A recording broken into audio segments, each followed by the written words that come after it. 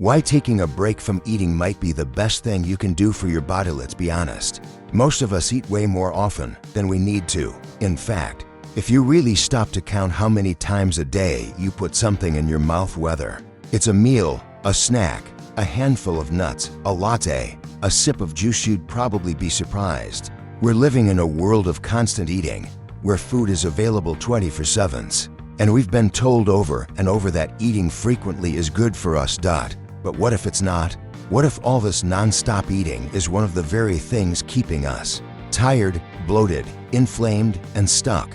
That's what this video dives into: how fasting, or not eating for a certain period of time, can actually be one of the most powerful ways to heal your body. And it's not just a modern idea or a trend. Fasting has been used for thousands of years. Think Hippocrates, Plato, Pythagoras, even Benjamin Franklin and Mark Twain. They all recognize the incredible benefits of fasting. And today, science is backing it up in a big way. So let's talk about why fasting works, how it's different from starvation, and how you can use it safely to boost your health without needing medication or special products. The people who knew it first. Let's rewind a bit. Long before we had diets, apps, and health influencers, some of the brightest minds in history were already promoting fasting. Hippocrates, often called the father of medicine, would tell patients to stop eating so their bodies could rest and heal. Plato and Pythagoras believed fasting improved mental clarity and spiritual strength. Benjamin Franklin once said that the best medicine was rest and fasting. And Mark Twain? He claimed fasting worked for him when nothing else did. What? Did they all understand that the human body isn't built for constant eating? Our ancestors didn't have food at every corner store or fridge. They ate when food was available and when it wasn't. Their bodies kicked into this powerful mode of healing and regeneration. That's something we've completely lost in today's world of convenience. The problem with constant eating. So, let's fast forward to now. Most people eat all the time: 3 meals, plus snacks, plus sugary drinks, maybe a dessert, and even something late at night. And every time you eat, your body releases insulin. That's a hormone that helps manage your blood sugar. It's totally normal. But here's the kicker: when insulin is high, your body stops repairing itself. Instead, it focuses on storing energy, mostly in the form of fat.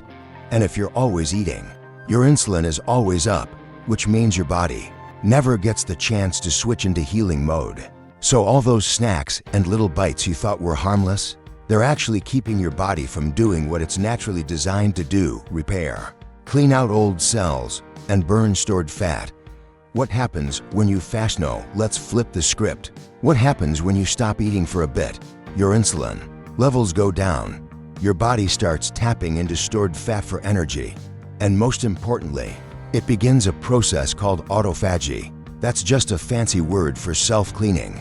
Your cells start breaking down damaged parts, getting rid of waste, fighting off viruses, and recycling what they don't need. It's kind of like taking your body to the repair shop. You stop feeding it fuel, and it finally has time to clean up the mess inside. But this doesn't happen after skipping one meal. This deep repair kicks in after you've been fasting for a little while, say 24 to 48 hours or more.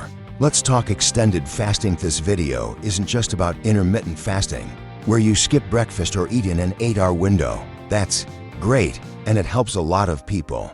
But it goes a step further and talks about extended fasting, fasts that last 48 hours, 72 hours, or even 5 to 14 days under supervision. Now, that might sound intense, and it's not something you jump into without preparation.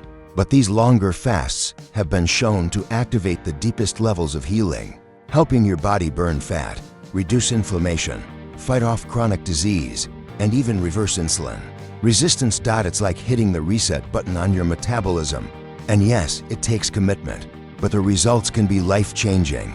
Why snacking is sabotaging you? Here's something that may surprise you. Snacking, even healthy snacking, can be one of the most damaging habits for your metabolism.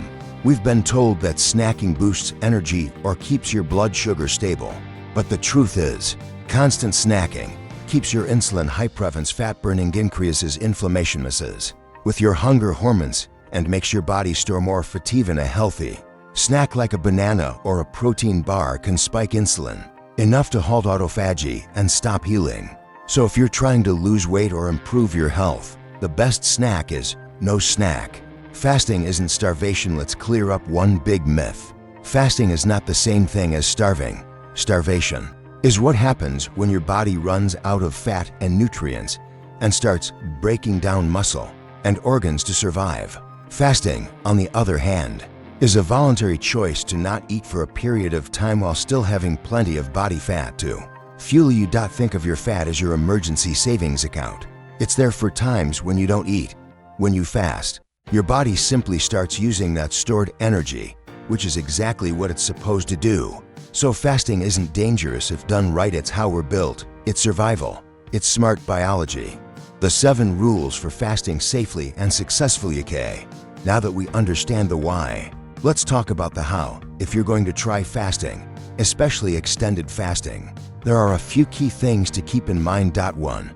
Drink water. A lot of it. Aim for about 85 fluid ounces of water a day, which is a little over 0.5 quarts. You can also have herbal tea or black coffee, just no sugar or cream. Water keeps your kidneys happy, helps flush toxins, and prevents dehydration. 2. Add electrolytes. You fast, you lose sodium, potassium, and magnesium, especially as your body burns through stored glycogen. So add a pinch of sea salt to your water. You might also want a supplement that has magnesium and potassium, especially if you're fasting for more than 24 hours. 3. Skip anything that breaks your fast. Even though bone broth, coconut water, or collagen are healthy, they all contain calories and proteins that can stop autophagy. During a fast, stick with water, tea, and black coffee. Save those extras for when you break the fast. 4. Respect autophagy. Autophagy is like your body's recycling center. It kicks in during fasting and helps destroy cancerous cells, viruses, junk proteins, and other waste. No drug or supplement can replace it. Fasting is the only way to activate this level of detox. 5. Know the difference between electrolyte imbalance and low blood sugar. If you feel weak, shaky, or dizzy, it's probably not low blood sugar. It's likely a lack of salt. That's why electrolytes are so important. Just adding some sea salt can make a huge difference. 6. Reintroduce food slowly. After 3 or more days of fasting, your body becomes very sensitive to insulin. So don't break your fast with pizza or cake. That can shock your system and cause what's called refeeding syndrome. Instead, start with small portions: bone broth, a few bites of scrambled eggs, maybe some avocado. Give your body a few hours before your next small meal. Take it slow. 7. Don't treat fasting like a quick fix. Fasting isn't magic.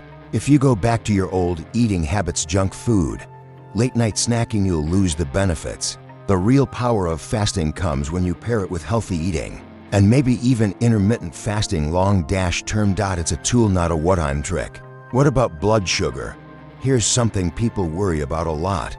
What if my blood sugar drops to low during a fast? Well, during fasting, your liver naturally makes glucose by breaking down stored glycogen and even converting fat or protein into sugar. This is a normal process called gluconeogenesis. So unless you're on diabetes medication or insulin, a healthy person usually doesn't have to worry.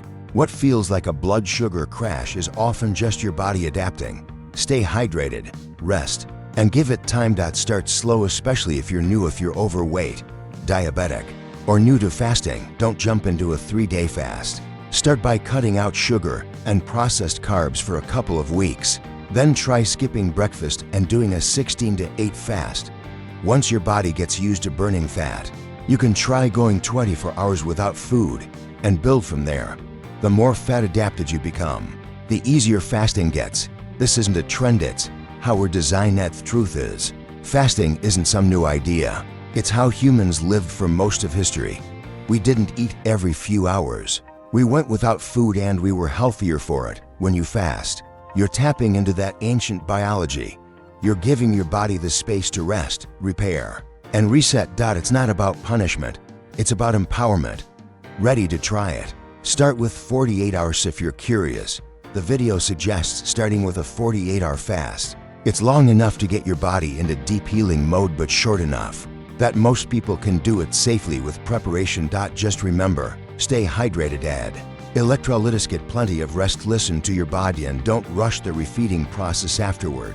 You might feel lighter, clearer, and more energized than you have in years. Final thoughts: we spend so much time focusing on what to eat, what diet, what superfood, what supplement. But maybe what your body really needs isn't more food. Maybe it needs a break. Fasting isn't deprivation, it's healing, it's restoration. It's letting your body do what it was designed to do, heal from the inside out. So the next time you feel tired, inflamed, or stuck, instead of asking, "What should I eat?" try asking, "What if I just don't eat for a little while?" You might be surprised what happens.